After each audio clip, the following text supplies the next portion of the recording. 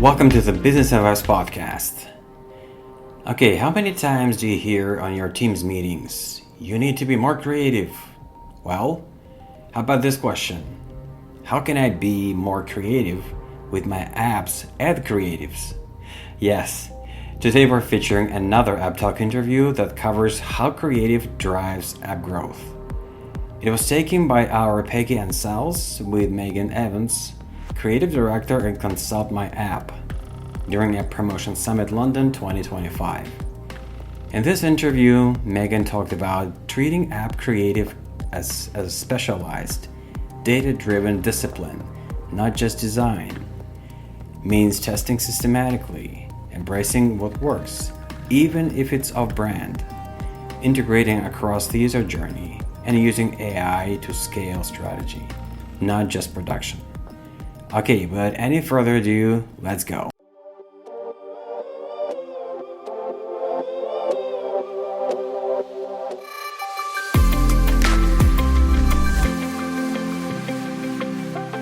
This is App Talks. We talk about apps, but what would apps be if they weren't really amazing? It's the look, it's the feel, it's the consistency, and that means it's the creative. And I'm so excited because I haven't been able to actually pin down a person in creative just to talk about that. So this is great. Megan Evans, you are creative director at CMA, ConsultMyApps. And may I just start by congratulating you as well? Because when I knew you before, you were not. And now you're a force. You have your own in-house creative department. So fantastic that you actually championed this and made this part of the company. They had you there all the time, but you were just illustrating stuff and doing stuff. And then came the moment, it's like, you know what? Creative is the killer app, right? It is the killer function of an app. How did you do that? Did you just go in there one day and say, hey guys, you know what? I am a creative person, and you definitely are because I've worked with you. We need to be doing this seriously. Yeah, definitely. Well, I started off as just like the in-house kind of consultant, I would say, for apps like design and graphics and just helping them and advising them and giving them almost like creative briefs. Yes. But I kind of saw an opportunity here of like, hang on, like I could actually do this and build this out, because so many of our clients, their in-house teams are always so busy. Their creative teams are so busy, and I feel like that designing for actual apps, there's a specialism there. There's a nuance. You have to really understand what works and what doesn't, and it's different to doing campaign work and other work that they'll be doing and being busy with.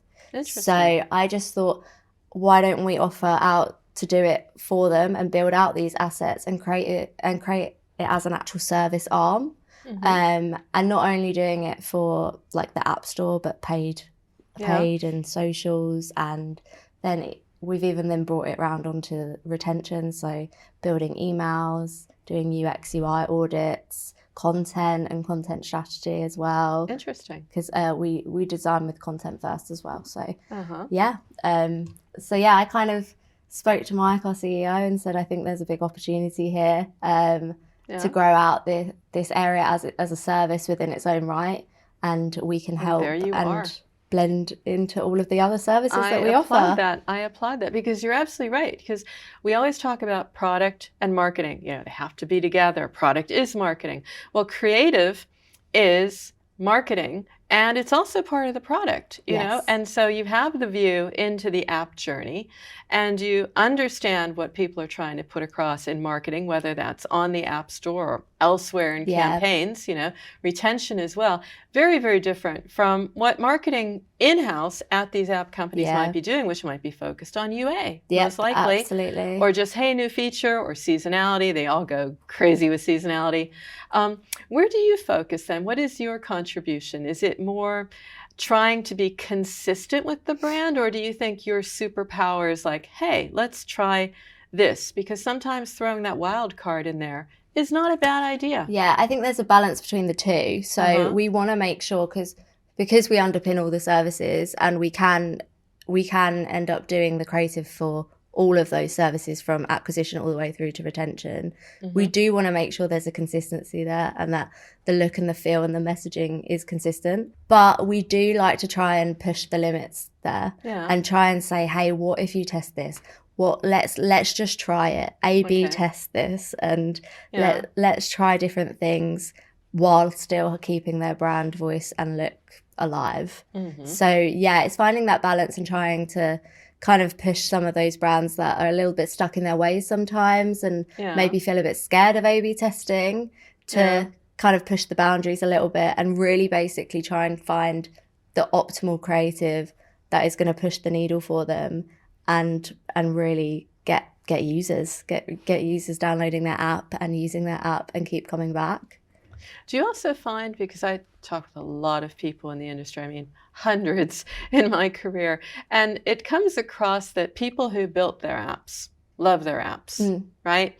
And they overthink and they're overprotective. It's literally parents with children. It's like, no, you can't do this. And it's not even about brand integrity. It's just about even just trying something different when it's even just dead simple. Sometimes the coolest creatives, especially in video, we've seen it. They're simple. They're simple, they're straightforward, they're not overproduced. So where do you come in and how do you convince them to sort of like see it a different way? Because they are going to be so invested in the app. They might not. Yeah, it's like their little baby. It's their little baby. And I do understand it, like coming from being, like I headed up the rebrand of CMA. So sometimes when people want... then you've done a fabulous job.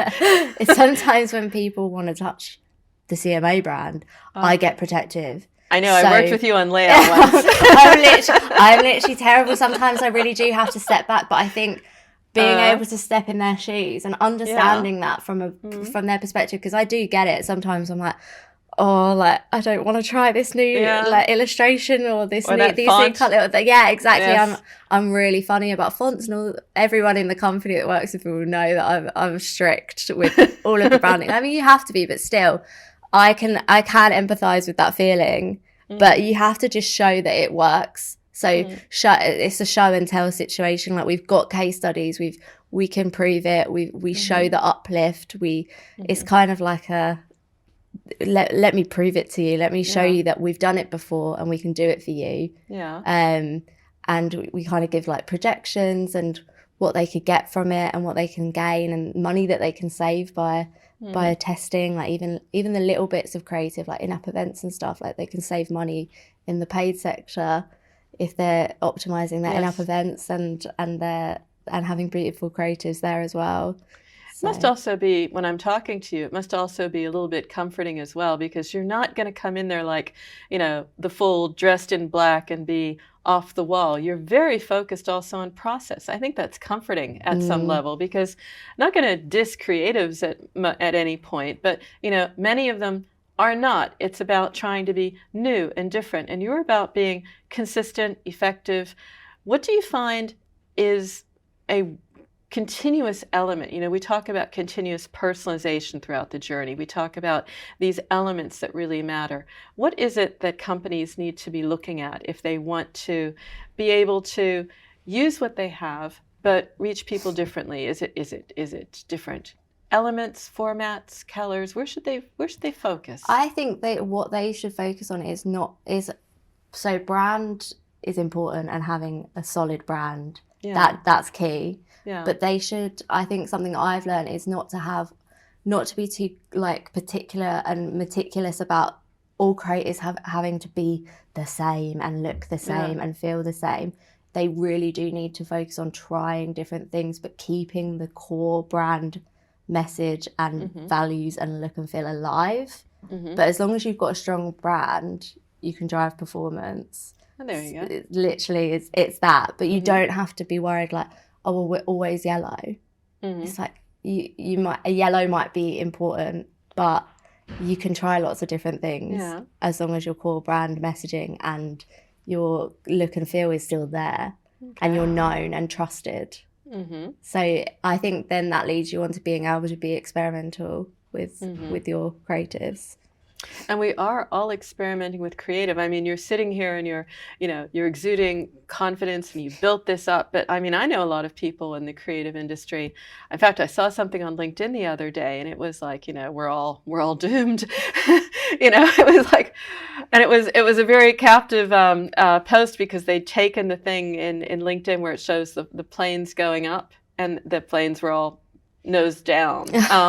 So the whole idea was like, creative is going to be different, but it doesn't have to be different. I mean, it doesn't have to be doom and gloom. You certainly aren't. So how are you getting along with your, shall I say, your co-creative partner, your, as they call them, Chatty G, right? So here are you talking about AI and yes, our friend Chatty G. Yes, I think GPT. I think you need to not fear it, because it's inevitable. It's here, and it's getting better and better by the day. It can help you, though. I mean, but I found it to be your superpower. Every single one in my creative team uses it and loves it, and it just makes us more resourceful. Instead of spending time on doing things that can be automated through AI, we're then now focusing on the parts of it that we love, which need the human brain and the human element, and that creative side, which is the bit that we love most always. Then the likes of chat and these draw AI things, they can help us. And Figma is a huge platform that we love because it's collaborative. We can all go in there and work on assets together, and that's got AI in beta mode at the minute, and that's got a lot of automation things that's going to help us build some assets and help us do it faster.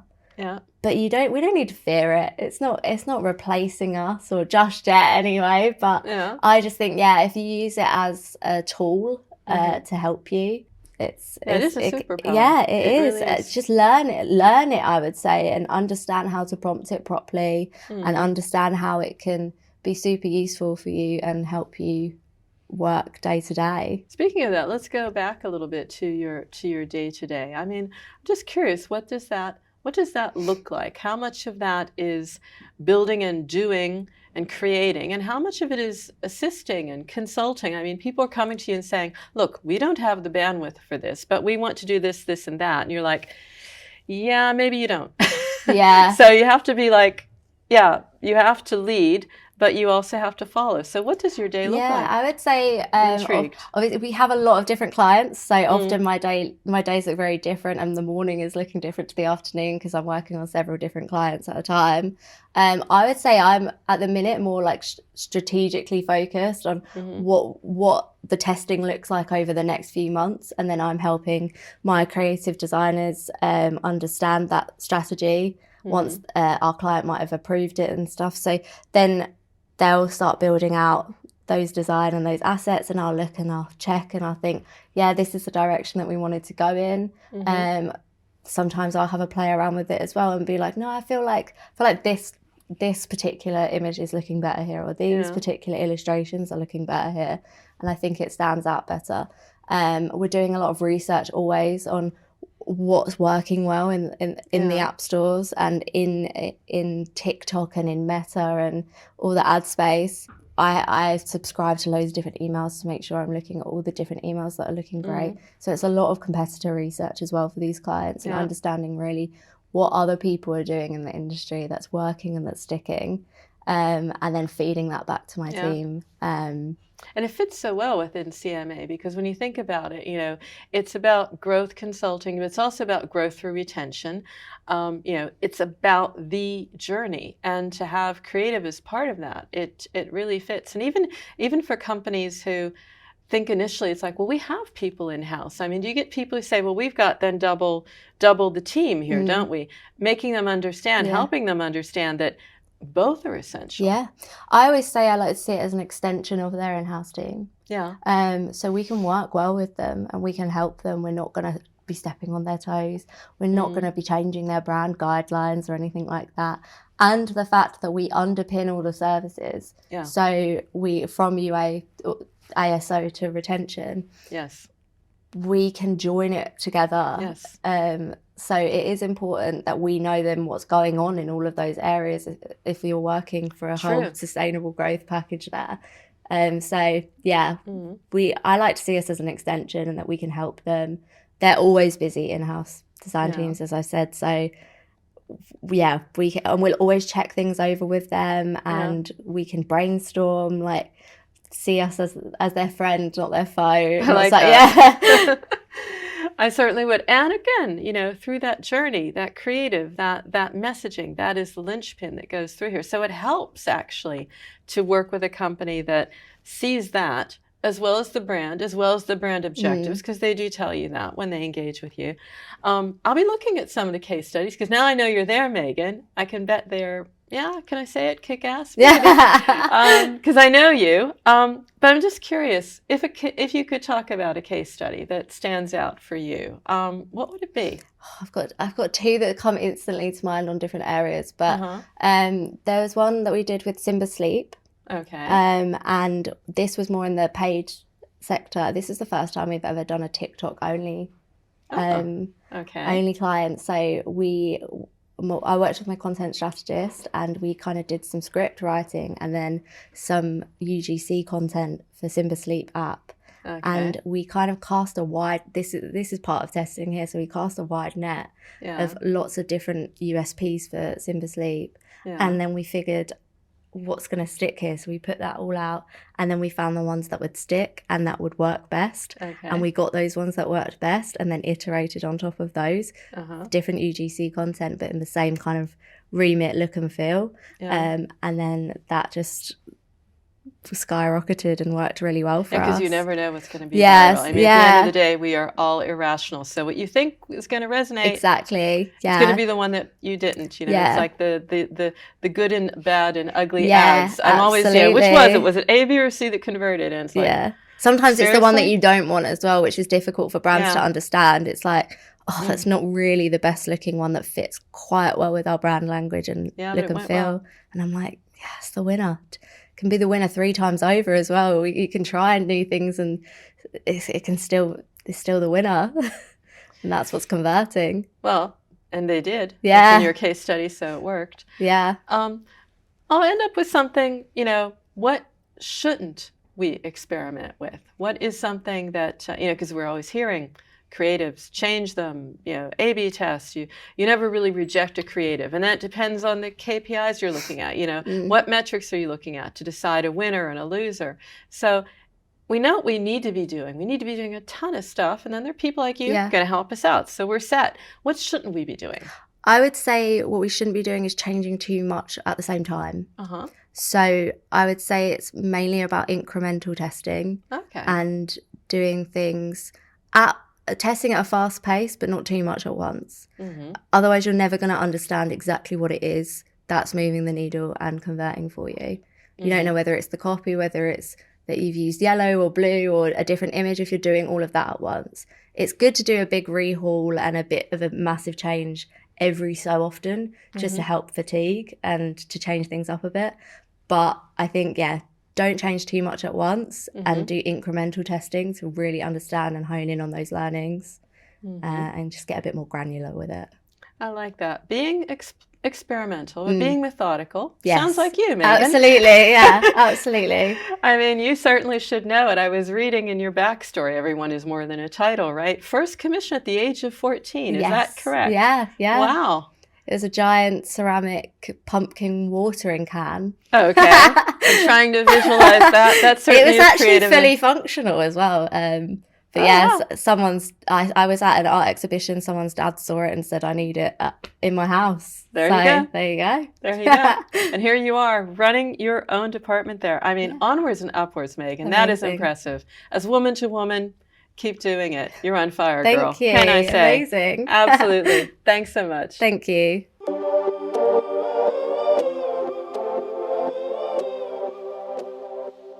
And that was episode 240, Creative That Drives Growth, ConsultMyApps Playbook, featuring the App Talk interview conducted by Peggy Ann Sales with Megan Evans, Creative Director at ConsultMyApp. To listen to more episodes, subscribe to our podcast on iTunes, Spotify, Stitcher, YouTube podcasts. Just search for Business of Apps, you will find us easily. Remember, we release episodes on Mondays, So subscribe, and you will be able to get new episodes on your smartphone, tablet, or computer as soon as we release them. And please, don't forget to leave us a review or comment on iTunes. It is highly appreciated. And all episodes will also be available on businessofapps.com. Thank you for listening. See you next week.